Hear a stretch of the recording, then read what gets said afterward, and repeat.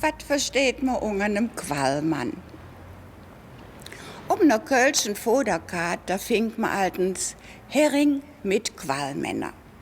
Ja, also was Heringe sind, wissen wir ja. Heringe sind Fische. Aber was ist ein Qualmann? Ja, die Kölsche wissen das. Also Qualmänner sind in der Schal gekochte Ädeppel. Und was sind jetzt Ädeppel? Ja, das sind Kartoffeln. Und hier sind das Pellkartoffeln. Und jetzt weht der Kölsche wieder deftig.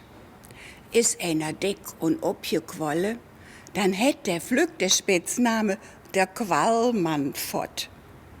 Ach, ich han der Qualmann gesehen. Boah, der weht immer dicker.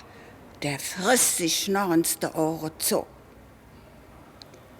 Nimmt man jetzt ein Diminutiv, also die Verkleinerungsform, und seht Qualmenschen, hört sich das direkt wieder leef an.